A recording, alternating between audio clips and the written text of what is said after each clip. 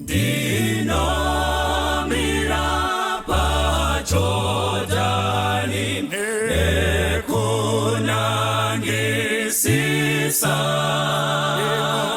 kunyikayo yekenani uko kunemusha tichazorora kunyika iya kulenga uwashoma tichazorora ikweyo toimba riyo rwamozisi na Jesu tichazogara kumakomo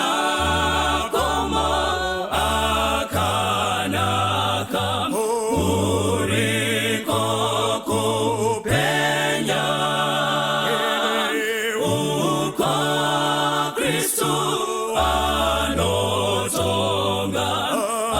akuchinadima zorora tichazorora kunyika iya kulenga uwashoma tichazorora ikweyo toimba riyo rwamozisi na Jesu tichazogara ndichashika koriniko nekukomborerwa nekuwana Baba wangu na iye kugala tichazorora kunyika iya kulenga uwashoma tichazorora ikweyo toimba riyo rwamozisi na Jesu tichazogara moyo wangu wafarira unoda kuyenda andi chichiro chouya ndashinga kufamba tichazorora kunyika iya kulenga uwashoma tichazorora ikweyo toimba riyo rwamozisi na Jesu tichazogara tichazorora kunyika iya kulenga uwashoma tichazorora ikweyo toimba riyo rwamozisi na Jesu tichazogara.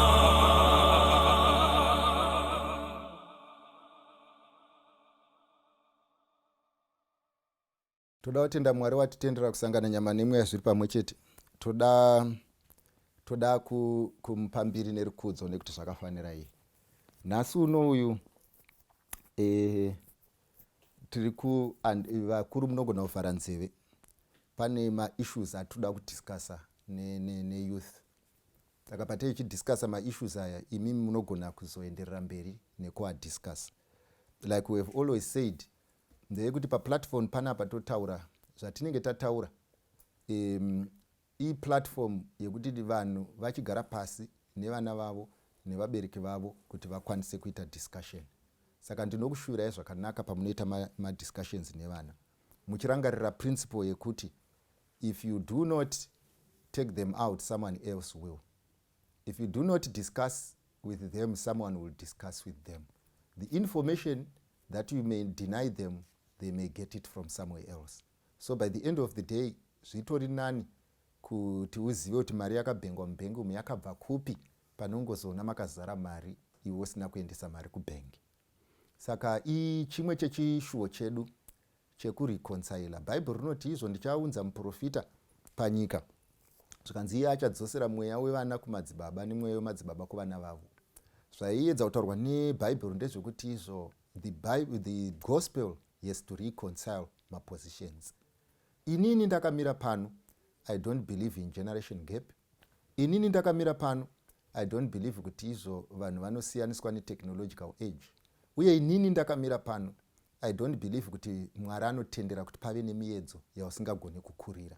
Saka inini ndakamira pano ndobhiliva kuti eji yachaka, eji yamuzilikazi, eji yekwangu, eji yevana vangu, eji yevazukuru vachazouya, eji yevari mberi, no matter differences in technology, panyika panenge pane vanhu vanenge vakamirira Mwari.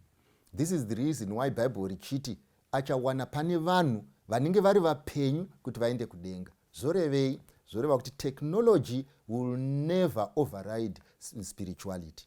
Saka I don't believe in that, ende ndichaburitsa pachena why I don't believe. Patiri kutaura nenyaya yevana step by step, tichitaurirana, ndichipindura mubvunzo uri pano. Ngatinamatei. Baba vangu namuponesi, rumbidzwai nekusingaperi noti zvakafanira imi. Tibetserei patichataura kuti kana zvese zvaitwa zvapera mugopiwa mbiri nerukudzo nekuti zvakafanira imi. Muzita raJesu ndinonamata. Amen. Ndoda kutanga panapa. Ndichaverenga ndichishandisa Proverbs chapter 27. Asi ndisandaverenga Proverbs chapter 27, nditenderei ndiverenge mukati mebhuku raMatthew chapter 19. Ndiri kuverenga verse ya 7 na 8. Rangu rinoti, why they said to him, why then did Moses command to give a certificate of divorce to put her away? And he said to them, Moses, because of the hardness of your hearts, permitted you to divorce your wives, but from the beginning it was not so. Ndodzokera zvangu kuna chapter 27. Panapa vanhu vanotanga vauya kuna Jesu vomubvunza. Zvikanzi nhai Ishe, mind you nhasi ndataura kuti handisi kutaura nevanhu vakuru, ndotaura neyouth. Vanoziva kuti munokuita stress, musanditeerere. Ndiri kutaura neyouth. Platform yandiri kuseta ndeyeyouth. Ma-conditions andiri kuseta ndeyeyouth. I am not discussing your marriage. Ndiri kudiscussa an ideal marriage. I'm not discussing your problems. Ndiri kudiscussa an ideal marriage as conceived and perceived by the Almighty. Saka kwamuri imimi vakatotenga motakari kuti tichadiscussa kuti maJapanese ndiwo here, kana kuti maFrench ndidzo dzakanaka here, kana kuti maGerman cars ndo akanaka here, zvinonetsa dzango nharo. Ndiri kutaurira kune vasati vapinda mugaraji kuti patakuenda mugaraji, these are the specifications that may be required kana uchida kuziva mota inowirirana newe. Saka imimi manje chiregai kuti vanhu vazhinji munoti kana chitaura neyouth mubva mati ndo discourage vakatororwa, ndo discourage vari musituation iyo. Ndiri kuti wakatambwa chitsotsi, wakatengeserwa board uchinzi unosvika, wakatengeserwa matai uchinzi unosvika, wakatenga pendi uchinzi unosvika, ndosaka uri kutenderera paposition 1. Hatingarambe tichingotora nguva yekukushingisa iwewe vamwe vachikujoina. Saka zvatakuda kumboita iko zvinezvi ndezvekuti pane kuramba tichingokorobha mumba iyo tepi yakavhurika, toda kumbotanga tanovhara tepi kuti imwe mvura isauye, so that patinokorobha tongokorobha mvura yakare, tisarambe tichiunza mvura nyowani. Why? Because nhamo yaunayo iko zvinezvi inogona kuzosafiwa nemwana wako.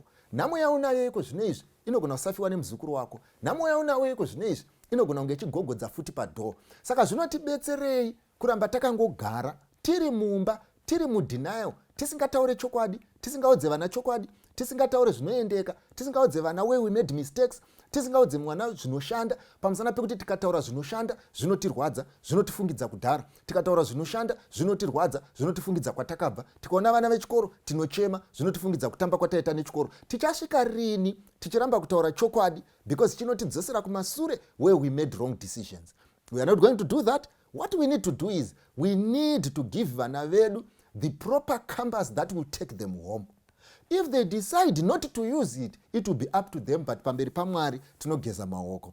That's the reason why ndiri kuti handisi kukuchinyirai kunemi makapinda mumoto, handisi kukuchinyirai kune vasine zvisingafai, handisi kukuchinyirai kune vari panotice, handisi kukuchinyirai kune vari paseparation, handisi kuti muri madofo, handisi kuti makarara, handisi kuti hamuzivi zvamunoita, handisi kuti handina hanya nemi, ndiri kuti ngatimbovharai tepi yemvura tikorobhe yakarasika kare. Ndofunga yafai and we are clear. Saka ngatitererei nepfungwa dzedu dzese. Panapa mukatarisa zvataurwa kuna Mateo panapa naJesu. Mind you, vanhu vari kuti nai imi mishe muri kuti I hate divorce. Muri kuti vanhu havafanirwi kurambana. Zvikanzi ko Mozisi sei akatitendera kuti tirambe vakadzi. Zvikanzi aiwa mutemo wakazouya naMozisi wakanga uri mutemo weconvenience. Pamusana pekuti imimi makanga matooma moyo, imimi makanga motoramba, imimi makanga mune hutsinye. Saka Mozisi paakaisa mutemo akanga asiri kuti mutemo uyu ndiwo kuti rambanai, akanga achitoisa order mukamurambanirano kamakanga muchiita, but he was not ordaining divorce. Saka panapa Bible riri kuti whatever zvatinodiscussa newhatever zvatinotaura kuti nekuda kwezvakati zvinorema kuti tigare tese, nekuda kwezvakati zvinorema kuti tigare tese, nekuda kweabuse zvirema kuti tigare tese, nekuda kwekuti munhu yakadai zvinorema kuti tigare tese. Panosvika panguva yekuti vanhu vanoona vakagara pasi kuti zviri nani kuti muchato uyu ugurwe, zviri nani kuti vanhu vaende on separation pamusana pekuti uri kutadza kuachieve its objective. But it does not mean this is the ideal. It does not mean this is what's supposed to be. It does not mean munhu ngaapinda achiti ndinogona kuzobuda. It does not mean munhu ngaasarudze anyhow achiti ndogona kuzoramba. It does not mean munhu ngaangopimboka kwese kwese achiti ndogona kuzorega. Panapa condition yatiri kupa ndeyekuti muridzi wechinhu, muridzi wemuchato, muridzi wezvinhu izvi akanga asingade kuti tizosvika pascenario whereby we would divorce. This is how it is. And by the end of the day, divorce Mwari akanga asingaide. Saka vanangu, pamunopinda into marriage, God says, I hate divorce. Pamunopinda into selection, there is only one door in, there is no door out. Pamunopinda into marriage, there is no ndaitamba. Pamunopinda into marriage, there is no ndichazoenda kumwe. Pamunopinda into marriage, you should know it is a permanent commitment. No abuse, no nothing must get you out of this marriage. Therefore, when you are making decisions, you are making decisions knowing very much these are permanent decisions. Ndozvitaurwa naJesu. Zvikanzi yamakaudzwa naMoses was a message of convenience kukubhabhadzirai because mematorashika. Saka panapa pandiri kutaura nemi youth, handisi kupai a message of convenience. Handisi kuda kukubhabhadzirai, handisi kuda kukupromisai zvisingaitiki, handisi kuda kukutaurirai zvisingaitiki. Ndoda kuti imimi munzwisise chinhu ichi kuti kudii, kuti if you are careless muma areas aya zvichasangana newe. Saka ma areas acho ndichaenda ndichitaura nawo. I will try to be as practical as I can be kuitira kuti zvinhu zvedu zvifambe, kuitira kuti zvinhu zvedu zviendeke. Saka panapa ndoda kuti tidiscusse some of the issues dzinofanirwa kuzikanwa when you are making your assessments and when you are running your relationship, kuti uzive kuti ndosvika here kana kuti handisvike. And kana mune feedback, we can discuss further, we can talk tichingoenda tozoona. Saka panapa ndichange ndichishandisa Proverbs chapter 27. Rangu rinoti pavhesi ya1, do not boast about tomorrow, for you do not know what a day may bring forth. Ndo first principle inofanirwa kushanda in a relationship. Sei ndiri kuti ndo first principle inofanirwa kushanda in a relationship. takawirirana mazuva apfuura aya kuti normally in our subconscious mind tine zvinhu zvatakabhenga imomo, tine tepi riri kushanda imomo rinotiudza what a marriage should be like, rinotiudza how our marriage should run, rinotiudza what kind of a wife you would want, rinotiudza what kind of a life you would want, rinokuudza nhamba yevana yauchazoda kuita, rinokuudza kamunakidzirwo kwauchazoda kuitwa. Zviripo zvirimo mutepi. Saka problem inoitika manje, this tape is supposed to be tomorrow's experience. But unfortunately now, zvinoitika kazhinji when we are in a relationship, we then actualize tomorrow before tomorrow comes. We live mune ramangwana, mangwana asati auya. We date isu tiri in the future when we are supposed to be in the present.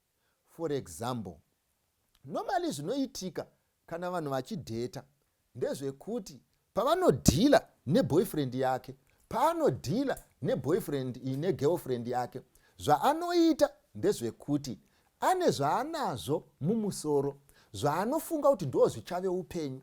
Tumawoku twese twavanoita, tumaholiday twese twavanoita, kuti tese tichanogeza tese, iye tese tichanodai, ndo zvirimo mumusoro. But mind you, zvinhu zvauri kutaura nezvazvo is tomorrow. So by the end of the day, zvinopedzera zvaitika manje, you live today, daydreaming of tomorrow. Uchidya pizza yanhasi, daydreaming of tomorrow. Pamunoita walk yanhasi, daydreaming of tomorrow. Pamunenge muchiita maproblems enyu nhasi, daydreaming of tomorrow. So what is it that happens? You forget to assess the object today. Why? Because in your mind you have approved it for a wife or for a husband. Therefore, when you deal with him, you are treating him as a husband when he is not qualified to be. You are treating her as a wife when she is not your wife. Waakutomu respecta. Matomu state yekuti no, tiri mu forgiveness mode. Matomu state yekuti tiri pa adjustment mode. Problem inozoitika ndeyekuti ukatanga kuadjusta mu relationship, how far are you going to adjust when you are in marriage? Don't you realize some of the adjustments that you are making in these relationships are adjustments that were supposed to be made in marriage? But unfortunately, urukutoenda wato underweight. How are you going to lose weight when there is no more weight to lose?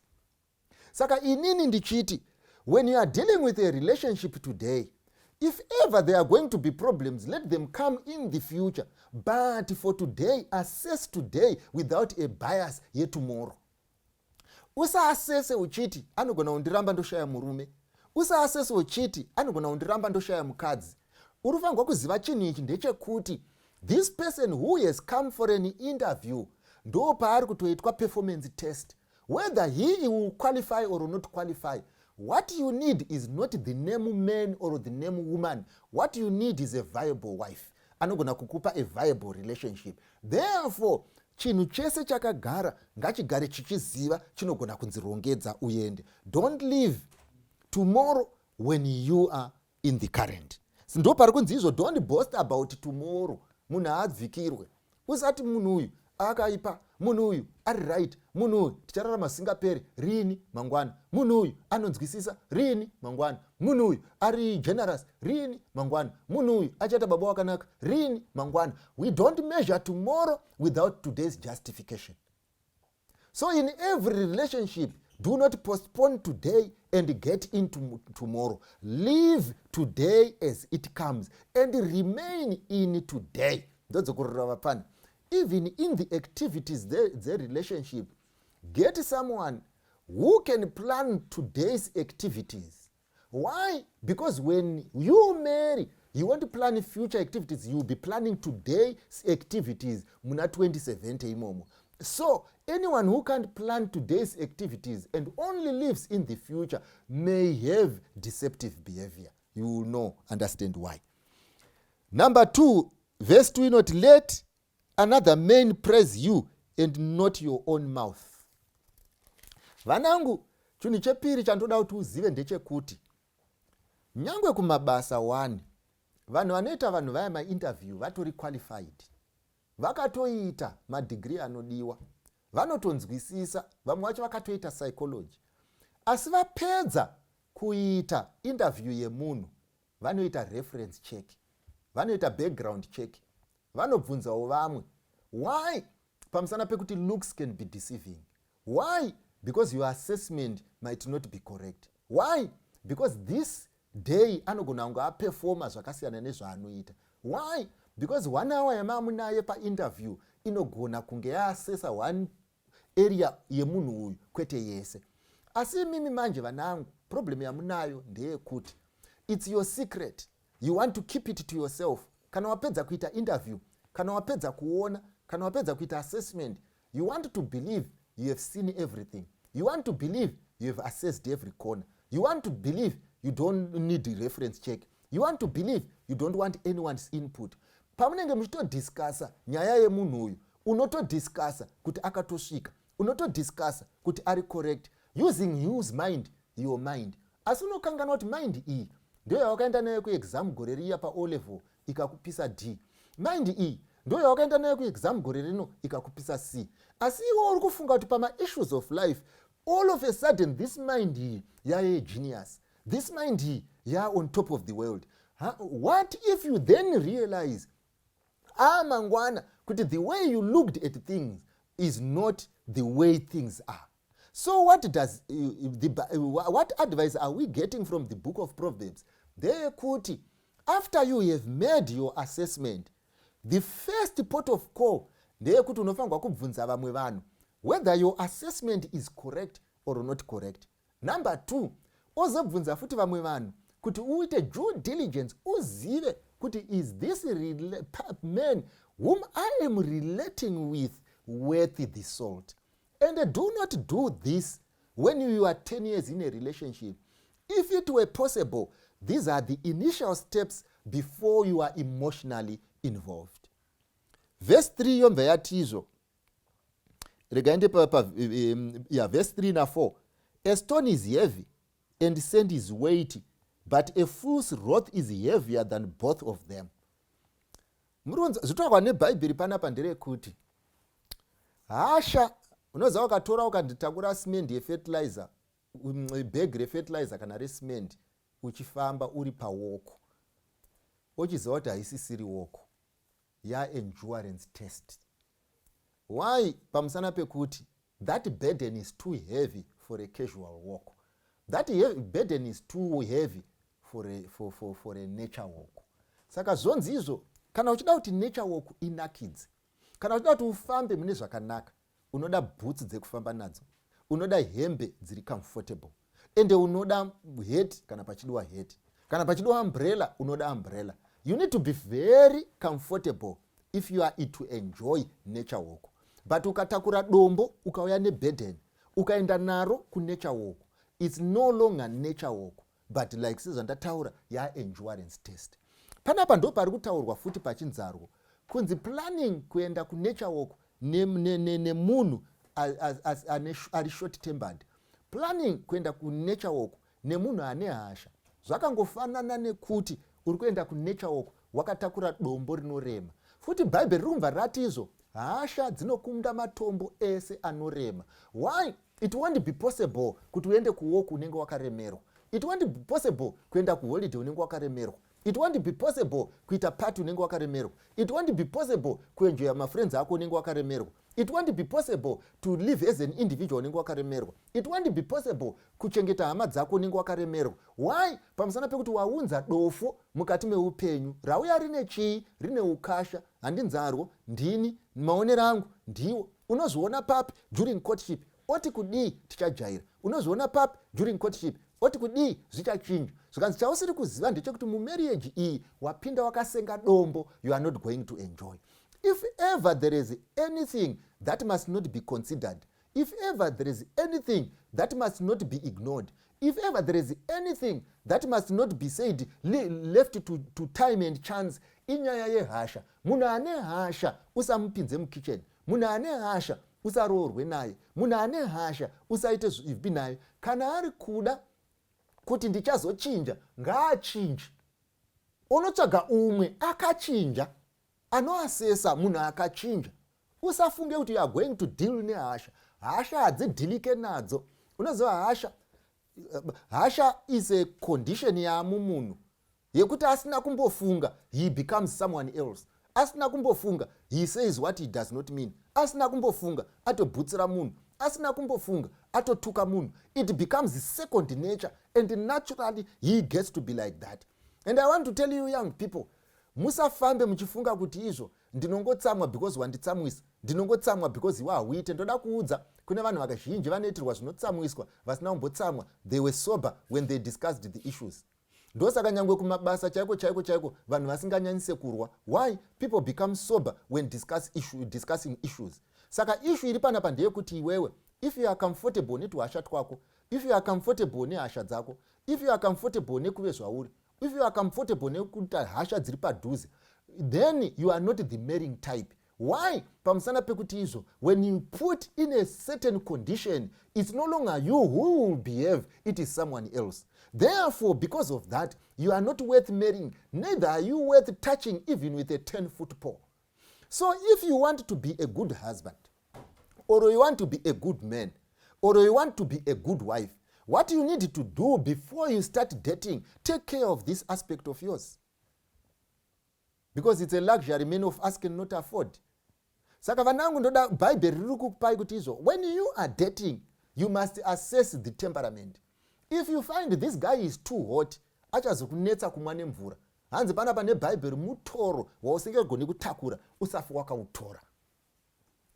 I know argument inouya panapa nevapfana ndeyekuti but munhu wese anochinja. Akaudzwa namai vakanzi baba vake vaive nehasha vakachinja. Haina nditaura zvababako. Ndasitaura zvavanhu vako vemufirimu.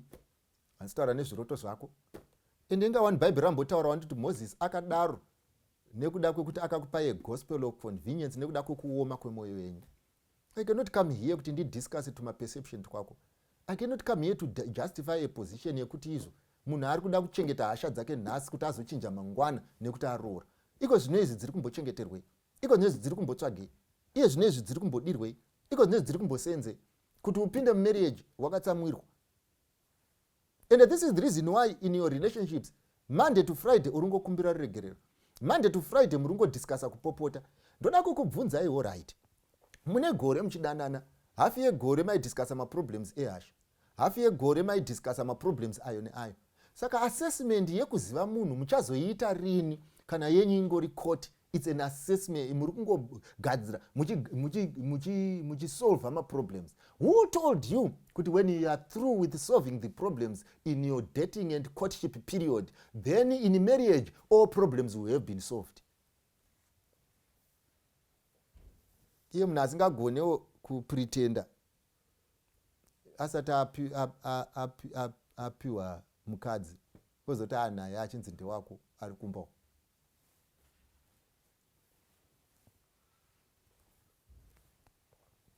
Zvikanzi open rebuke is better than love carefully concealed. Open rebuke is better than love carefully concealed. 5. Do you know, guys, you can go out with someone who has never said anything wrong but he has never said anything right. Zvekuti kana uchiita assessment unaye so unenge uchiita munhu akanaka akanyarara mufunge anenge angori zii. Panapa Bible riri kutaura kuti anogoti zii sei parofangwa kutaurwa. Sei akati zii paanofangwa kunge achitaura. Saka Bible zvariri kuburitsa pachena panapa nderekuti izvo, ukagara nemunhu who cannot express love, ukagara nemunhu who cannot express himself, ukagara nemunhu anongokuda zvinozikanwa naye, ukagarwa nemunhu asingagone kutaura language yerudo, ukagara nemunhu whose actions cannot portray love, chances are even when you get married it will remain like that. Do you know at times in a relationship yaunenge unayo ndeyekuti you are busy imagining things and your imagination may be wrong, but how could you be imagining life when the person you are going to live the life with is there? Kuti zvinhu zvese zvenyu imimi ndezvekuti izvo zvichaitika but it has never been expressed. Unomboziva here wewe kuti vanhu varoorana vazhinji machallenges avanosangana nawo ndekuti unonzwa munhu achiti izvo, my husband cannot say sorry, my husband cannot even say I love you, My husband cannot even apologize. My husband hagonotaura kana joke. My husband cannot even smile. Do you think akatanga kuve izvozvo when he got to be a husband? Do you think akatanga kuzove izvozvo when he got married? He always has been, but unfortunately, because you were daydreaming, you did not then tick your boxes correctly. To say, indiri munhu wemajokes, anobuda here apa majokes. Indiri munhu anoda kuappreciate, inobuda here apa appreciation. Indiri munhu anoda kuzikanwa birthday yake, inozikanwa here apa birthday yake. Inini ndiri munhu anofarira going out, panika kuenda out here apa. Indiri munhu anofarira maholidays, anombotaurwa nezvawo here necapacity yacho iripo here. Why? You need to tick those boxes correctly, not based on your imagination, but based on how these things have been expressed before you get into marriage. Saka, haugone munhu kupinda uchiti, mukomana wangu inini ari very generous kungoti haana mari. Kana ndiwe wati kudi anopa kungoti haana zvekupa. Iwewo unoziziva. Mukaenda kuwoko anenge angori queen. The only time anoita active kana audawo kugara pamakumbo. And you find kuti izvo, the language that you know in this relationship were never jokes. The language that you know is in this relationship, it was not objective talk. The language that you know in this relationship is when you get to a private place, he can be physical. And this is the only language that he has expressed so far. And mubvunzo wangu wochiti izvo, zvino zvauri kumutika kuti munhu akanaka. Akanakei when you only know his deceptive behavior. Gara pasi konezi uite assessment yekuti in terms of social life, can I say munhu uyu in terms of social life, if he was a bank, would he be bankrupt or would he still be offering service? Has that investment been made and has it been kept in him? Otherwise, if that is not there, you are not assessing the correct person. Vapana, unoziva zvinoitika muupenyu. Mati mambona ndaitaura nomumwe musikana ndichiti, zvimwe zvinoitika ndezvinoti, unogona kungoone something in your imagination chaunofunga kuti this is what makes a good husband. It's in your imagination. Then the Holy Spirit that lives in you knows what makes you tick. But your imagination assumes that this is going to make me tick. But the Holy Spirit knows that no, this is what makes you tick. The Holy Spirit knows that iwe uri kuenda kwamutare, but your imagination iri kuenda kuBuruwayo. Saka iwe paunoti ndaakukwira bhazi rekuBuruwayo ndo randinoda, Holy Spirit iri kuziva kuti in your imagination you think you are going to enjoy going to Buluwayo, but iwewe in real life you enjoy going to Mutare. So what does the Holy Spirit do? Rinomeka sure kuti zvinhu izvi zvisaite zvakanaka. Romeka sure kuti zvinhu zvisafambe. Romeka sure there are problems dzaunoona. Roda kuti udii uzive kuti ndiri mubhazi rekuBuruwayo. But what then happens? You then get into depression. Why? Because you are making an assessment based on imagination when God is talking to you and you can't listen. So some of the problems that we tend to solve in relationships are red flags, which are not supposed to be ignored where action is required. Where you must not ask for a word of mouth. Why? Because action has showed that this person is different from who you are. So when those red flags are shown, Holy Spirit iri kukuudza kuti kudii, or conscience iri kukuudza kuti kudii, uri mubhazi rekuBuruwayo. When you get there, you are not going to enjoy. Buruka pachiri padhuze, zviri nani, ukwire rimwe mukwekwe rinokudzosa kuHarare. It may appear to be expensive, but at least your journey has started. So panapa ndo pari kuburitswa pachena kuti izvo haikonai kuasesa zvinhu zvakavigwa izvo zvichifanirwa kuve pachena. Zvinombovigirwei? Zvinombofamba sei? Takaenda kunoroora nevanhu vakawanda isu. Unomubvunza muchienda, chikwama chiri right, hamari iripo. Chikwama chiri right, hamari iripo.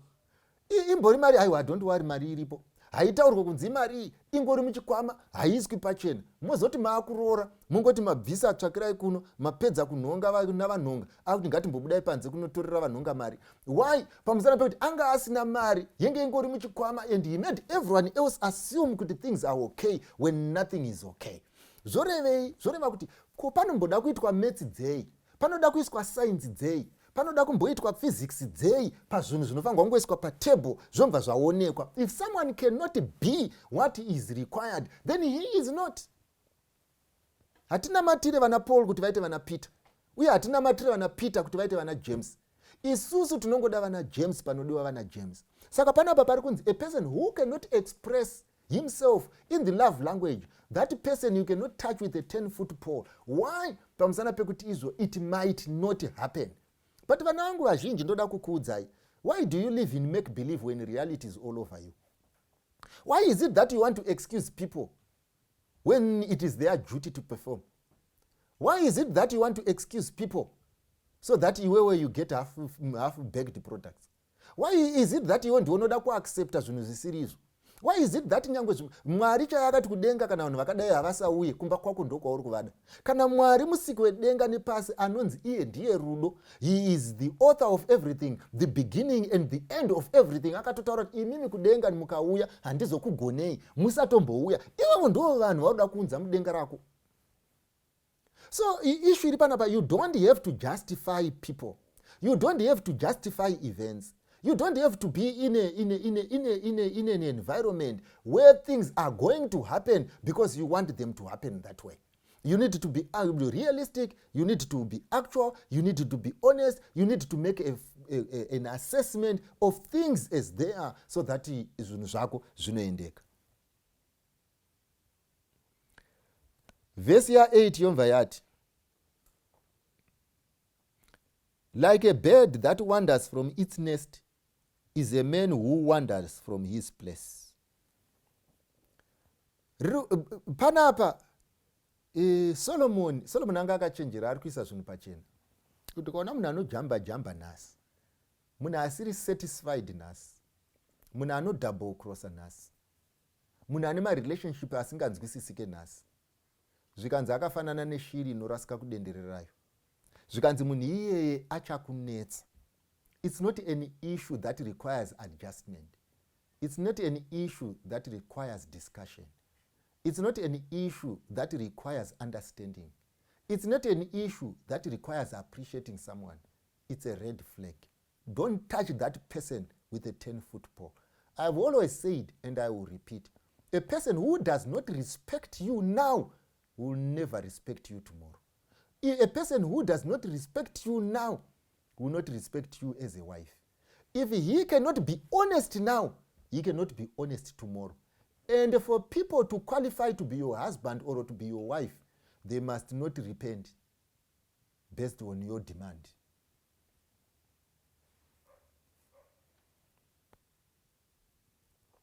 Ointment, verse 9. And perfume delight the heart, and the sweetness of man's friend gives delight by hearty counsel. Do not forsake your own friend or your father's friend, nor go to your brother's house in the day of your calamity. Better is a neighbor nearby than a brother far away. Yeah. Regai tiende tichidzokera kumashure. Unoziva zvikanzi better is a neighbor nearby than a brother far away. Bhaibheri zvarinoda kuburitsa pachena ndezvekudai. Ndezvekuti izvo your current status, your current environment is shaped by those who are in that environment. And the impact of those who are further away might be minimum. Ukadai mwanangu, rega ndikuudze, ukazonozvitsvagira munhu wako anokuabuse asingaite, the love of your parent cannot write off zvavepo. The love of your brother cannot write off zvavepo, nor the love of your sister cannot write off zvavepo. Saka panapa advice iri kupiwa iri kuti, remember the choice yauri kuita. You are choosing your environment for life. And the environment that you are choosing is as portrayed in a relationship. So, choose your neighbors wisely. Choose your friends wisely. Choose your team wisely. Oro muchapedzisira muchingononhonga mabhora mugedhi menyu. Muchapedzisira imimi muchingodefenda muri under pressure. Muchapedzisira imimi muchingodreadrima reality iripo. So vane dzinopanana moto manje, ndinokupai advice. Desist from deceptive behaviors. Kana ndichiti deceptive behaviors, ndinoreva all behaviors that make you emotionally involved in relationships. Those behaviors will deceive you. You will believe you are there when you are not there. You will believe it's okay when it is not okay. Why fool yourself? Why cheat yourself? Unoziva zvinoitika kazhinji, zvaimboitika tichikura, ameno zvichiri kuitika kwamuri here vapfana. Ndezvinoti at times not knowing the truth makes you happy. Kugara uri muka world kako kekungoti at least I would rather not know about it. Saka ndikasazviziva, at least I have peace of mind. Do you know at times vanhu vanoti I would rather have someone ano double cross ndisingamubati. Why? Not knowing inoita kuti izvo varambe vari happy. But don't you realize manje ndo gospel of convenience raitaurwa naJesu, that keeps us smiling, that keeps us happy when in real life we are not happy. Not knowing about death does not prevent it from happening. What we need to know is when you get into a relationship, unofanirwa kufarira chokwadi, kuziva chokwadi, kuziva zviripo, kucheka makona ese, unyatsoziva kuti zvakamira sei, zvinofamba sei uye zvingaendeke here. So by the end of the day, pamunenge muri mu relationship, let there be transparent. Everything that needs to be known must be known. Where you are not sure, consult. And you know what? The best way to consult, haizi yekubvunza muridzi wemota kuti mota yenyu inosvika here. Anokudza kuti inosvika. Nyangwe isina rimwe vhiri chaiwo, unyatsoona kuti izvo ine matatu nedombo kumberi. Anokudza kuti mamhanyira anoita mota iyoyi nekabalance kainayo, muchiona ine mavhiri matatu kudai. But zvinoda kuti iwe ushandisewo pfungwa dzako kuti izvo laws of physics dzinonyatsotaurira pachena kuti mavhiri matatu aya haagoni kumaintaina balance. Asi iwe ukada kubvunza, muridzi wemota anokudza. Ende vanhu vazhinji, they pretend to be going. And it does not mean we do not realize that they are going nowhere. We know, but we pretend to be in our comfort zone. Saka pana apa manje, advice iri kupiwa manje ndeyekuti izvo, you would rather wake up today than wake up tomorrow. Unoziva, ukanorara nemwana anoweta, hazvibetsere kuzomumutsa atopedza kuweta. Zvitori nani kutobatwa nehope, so that nekuti magumbeze ari nani akaoma kuti ubatwe nehope, because kuzoadzokera manje aweterwa anonetsa kurara because panenge pari panyoro. Asi now ukada kunoti wewe munhu uyu ndinozodhila naye mushure mekunge ndazo unoita problem. Vanofanirwa kumutswa ngavamutswe vasati vakanganisa patinorara. Vanofanirwa kumutswa ndavakanganimutswe pachakaoma. Vanofanirwa kunzi imi hatingarari nemi ndavaudzwe. Vanofanirwa kupfekedzwa mapamba ngavambovapfekedzwa nguva ichipo. Why? Pamusana pekuti izvo, this preventive action inotibatsira to maintain our comfort as we go. Tinokushuvirai zvakanaka vana vangu, ende rangarirai tsumo inoti benzi iti 0 ugotorwawo semungwaro. At times you don't need to talk a lot. At times you don't need to say much. At times you need to listen and assess your environment. Ngatinamatei. Baba wedu namuponesi musiku wedenga nepasi maita yenyu. Rumbidzwai nekusingaperi nekuti zvakafanira imi. Tokumbira kuti dei nyasha nerugare nembiri zvingave zvenyu. Muzita raJesu ndinonamata. Amen. Vese vanonzwa rauranyi, soko rakanaka murise pasi, kuti vanhu vese ngarinzweni, uyo unoda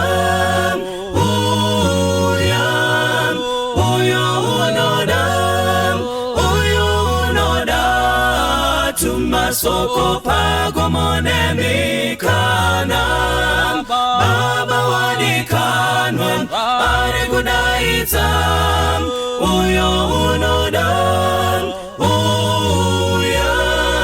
uyo unouya nasi uya pinda pamusiwo wazarurirwa Jesu ndiye nzira yeidiyega uyo unoda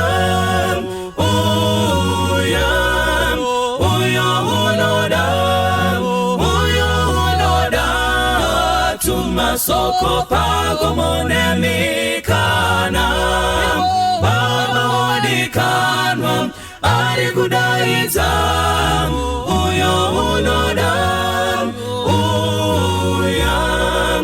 uyo unoda dawiraidi uyo unoda tiwirange iswi uyo unoda upenyu darini uyo unoda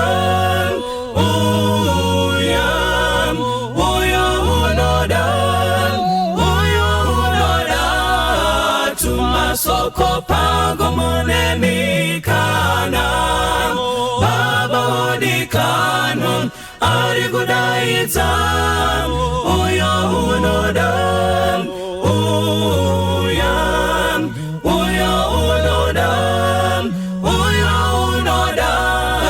tumasoko pagomonemikana baba wadikanwa ari kudaidza uyo unoda baba wadikanwa ari kudaidza uyo unoda baba wadikanwa